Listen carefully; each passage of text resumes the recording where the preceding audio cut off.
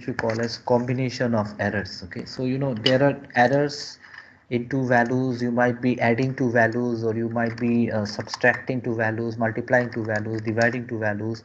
What is the error in the final result? Okay, and this is something which we call as the combination of errors. Okay, so I think I should just increase the font size maybe. Yeah.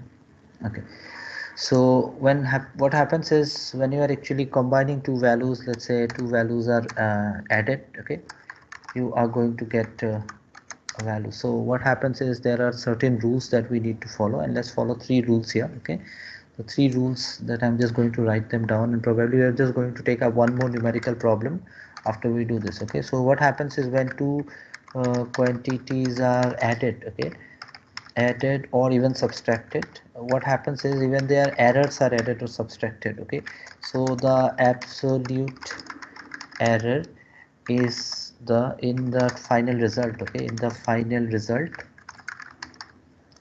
is the sum. It sounds very trivial, but then this is important. Absolute errors in the individual quantities. So this is how we state it, but then if we just do it, I think it will be more easy. So let's take an example here. Okay, so we have got x and y, and we want to actually add them up to form a result. Okay, so let's say I have got x. Okay, and let's say x and y, okay, are added to give, let's say, z. Okay, and let's say x is nothing but or we can just say that the error in x is delta x. Okay, so if we do that, okay, if we do that, what happens is this error in the result delta z is equal to nothing but the error in x plus the error in y. Okay, and if we just take z, you are going to get it to be x plus y. Okay, so in general, if I just want to find out what is the result with the error, what I do usually is I write down z plus delta z is equal to x plus delta x, and then of course the y value with the error, so it is y plus delta y. Okay, so there are certain conventions that we should actually follow while writing down these problems. Okay, just write down the values here and the absolute error on the other side, so delta x plus delta y. Okay, now if we compare both sides, okay, if we just compare both sides or equate both sides, okay, this is how you prove it. Okay, you usually feel that okay, this is nothing to prove, but you know this is a way we do it mathematically. Okay, equating both sides, if we just equate both sides, what we have is z is equal to x plus y, and delta z is equal to delta x plus delta y. Okay, so please remember this also happens in subtraction as well. Okay, whenever you're subtracting two values, you are actually adding the errors. Okay, so this is something which we call as the absolute error. So this is important. This is the absolute error in the value of z. Okay, so we're just going to look into some problems, and probably that will help us better. Okay, um, the next one we will just write down rule 2. Okay, just I'm just going a bit fast because you know it's very simple, should not be very difficult. Rule 2 is, let's say we are multiplying two quantities. Okay, so what happens is when two quantities are multiplied, okay, multiplied or even divided, the relative error in the result, okay, is the sum of the relative error in the multipliers. Okay, so see, basically what happens is that when you are adding or subtracting two quantities, it behaves in a different way compared to multiplication. So even the errors that are being handled here will be in a different way altogether. Okay, and please remember the term relative error.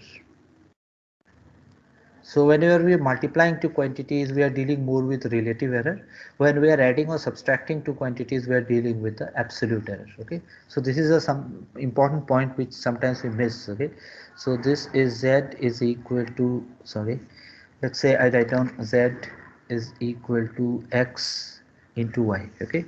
So in general, if I just want to find out what is the error in z, so whenever you are writing down any kind of error you don't multiply, error is always added. Okay. So z plus delta z will be nothing but whatever is the value of x with error, so it is x plus delta x, and whatever is the value of y with error, so y plus delta y. Okay. So what we can do now is we can just expand this. Okay. So in general this is x y plus x delta y into x. Okay. Plus delta x into y. Okay. Plus, okay, delta x delta y. Okay. So you see this quantity is delta x delta y is very small. Okay. Very small, so we can just ignore this. Okay. So what we can do is we can usually ignore this. Okay. So in general what we can do is we can just simply write it down as x y plus x into delta y. I'll just rearrange it, and y into delta x. Okay. So this is the equation that we have, and this is nothing but z plus delta z. Okay. Now what we can do is we can actually divide both sides by z. Okay. We can divide both sides by z.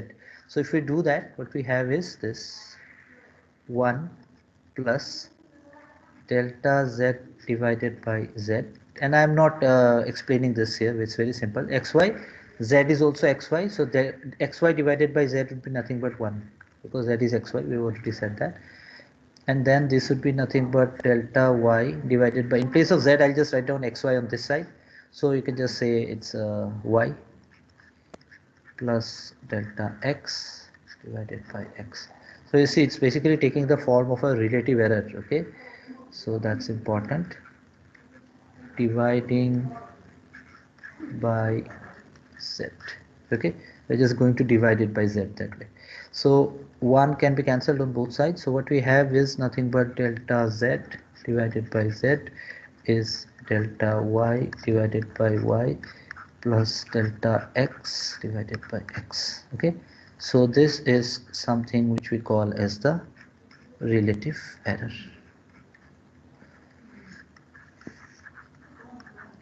So relative error is kind of different from absolute error. Okay. And you have to kind of remember this. Okay. So please try to remember this, because whenever you are getting values which are getting multiplied, you have to take this approach. Okay. So maybe we can just write down a note here. Okay. A very important note which you can all remember. If you're taking adding two values or subtracting two values, you get something which is called as the absolute error. Absolute error. Okay. And if you are multiplying some value, okay, or maybe you are dividing a value, okay, you are going to get the relative error. So whenever you are doing any kind of numerical, okay, be it in physics, chemistry, maths, okay, and you are asked to find out the error, you have to check whether the values are added or multiplied or subtracted or divided. Okay. And based on that do your calculations, relative error or will it be an absolute error. Okay. So that's that. Let's go to the next rule. Okay.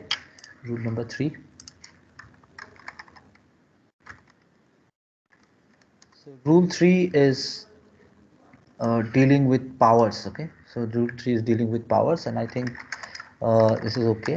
Relative error in a physical quantity, okay, raised to the power of, let's say, k. Okay. Power of k is k times the relative error in the individual quantity, in individual quantity. So what happens is that if you are having something raised to the power of k, okay, that means let's say you are having a to the power k, right? You're basically going to have a into a into a, and then it's going to be up to k times. So if you check that relation for relative error, you're going to just have on adding delta a by a, delta a by a. So you're going to have the relative error as, or let me write it down, error delta a by a plus delta a by a from the previous result. If it's multiplied, we are adding the relative error, and this you are going to do it k times. Okay, k times. So that means it is nothing but going to be k of delta a divided by a. Okay, so this is very simple, I think. So what you do is we basically take an example here and we write it down as z is equal to a to the power k, suppose. Okay, and a has got an error of delta a. So what we can write down is the relative error delta z divided by z. It doesn't need any kind of proof, it's quite obvious. K into delta a divided by a. So that's it. Okay, so that's the way we do it. Okay, so if we just take an example, maybe I can just explain this to you. Okay, z is equal to a to the power 4, b to the power 1 by 3, okay, divided by c square, okay, and d to the power 3 by 2. So you want to find out the error here, and you know everything is multiplied or divided here. So whatever result you are going to get is going to be a relative error. Okay, so the relative error you have to going to find it out. Okay, so if you just write it down, I think this is very simple. Let me just do it. So if you just take delta z divided by z, okay, you can take it part by part. Okay, you can take it part by part. You know, everywhere the error will be added, whether it is multiplied or divided, all the errors will be added, and each of these values are raised to some power. So if I just take a, the relative error would be nothing but delta a divided by a, and it is raised to the power of 4, so I'll just put a 4 here. That's all. And everywhere it's added, as we have seen in the previous result. So I'll just take for b, and b we have got a power of 3 1 by 3, so I'll just take 1 by 3 delta b divided by b. So whenever you are going to have any kind of numerical problem, the values of delta b and b will actually be provided, delta a and will be provided. Okay, divided by, so that means we are again going to take the relative error, whether it's divided by or multiplied by, the errors are always added. So I just take it plus, and this is c square, so I'll just write it down as 2, and then I will just write down delta c divided by c. Okay, plus we'll just take d, so raised to the power 3 by 2, so it is 3 by 2 delta d divided by d. Okay, so this is an example of how you exactly use the raised power, and I've combined it with the division and the uh, multiplication part as well. Okay, so these are some of the rules that we should actually follow in order to find out the errors in a result. Okay, so we'll just keep this in mind, and this is very trivial, so it should not be very difficult. Okay, let's just write down one numerical probably, but then this is very simple, you can always do it. Okay, but then you should always have an idea what kind of numerical problem might be there in these kind of topics. So let's say temperature of two bodies, okay, measured by a thermometer, okay, are, let's say, T1, okay, is equal to 20 degree centigrade. Okay, and then I will take up plus minus, you know errors are basically written as plus minus, it can be the upper limit or lower limit. Okay, plus minus 0.5 c, and T2, okay, is equal to 50 degree c plus minus 0.5 degree c. Okay, calculate the temperature difference and error. That's the question. Okay, so maybe you can just give it a try. Okay, just try this out, and then this is T1, it is 20 degrees C plus or minus. Okay, so errors are always added, but then for a particular term you are going to have the error either going to be the upper limit or lower limit. That means whatever is the temperature is going to be 50.5 or 49.5. Okay, it's going to fluctuate between these two values. Here also it's going to fluctuate between 20.5 and 19.5. Okay, so that's the fluctuation value. So you have to basically find out what is the temperature difference and the relative error. Okay, so it's very simple. We have to just take the temperature difference. So sometimes we write down the temperature difference is nothing but T2 minus T1, and this is nothing but a problem where we are just dealing with a plus or a minus. So whatever error we are going to get is nothing but um, the absolute error. Okay, so what we do here is this: you can just simply write it down the values, the upper value plus okay, minus 0.5, okay, minus 20 plus minus 0.5. So there might be a plus minus here, there might be a plus minus here, because it might fluctuate either up or down, but then the errors are always added. If there is a plus minus, doesn't mean that it won't be added. It will be added in the final result. So what we have is 30. The errors and the values are always taken as individual entities. So the final result will vary by a degree 1. Okay, so it will be this will be the final result. So it will vary either up by 1 degree, it will be 39 1 degree, or 29 degree. Okay, so that's how you actually take this approach. Okay, so the underlying factor is errors are always added. Okay, errors are always added, so that's important, always added. Okay, and then this is the question says temperature difference and error. So if you just write down temperature difference, this is the temperature difference. Okay, and this is the error. Okay. So the examples that I've shown you, I've written just delta z plus z delta z plus delta z. Okay, the example that I've shown you is z plus delta z. Okay, but then if there is a fluctuation, we can always write it down as plus minus. Okay, so you can see, take this example. Okay, and then you see this is more practical. Okay, so that's there. Let me just give you one more problem. Okay. One good thing with this soft copy of the boards that we don't run out of the number of pages. Okay, it's easy. So I think I'll take more space from now onwards to make it more organized. Find the relative error in g. G means acceleration due to gravity when. So I think you've already guessed the formula. So t is equal to 2 pi root over L by g. Okay. So basically we are just taking the time period of a simple pendulum, 2 pi root over L by g. So what you do is you say that there is an error in t, there is an error in L. 2 pi is a constant value, does not have any kind of error involved.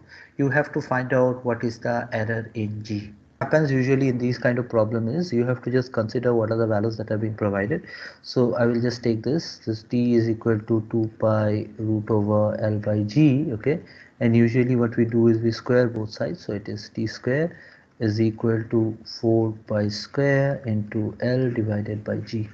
So my interest is in finding out the error in g. So what I'll do is I'll take g on one side, so it is g is equal to 4 pi square into L divided by t square. Now this particular quantity is basically a constant and it does not have any kind of error involved.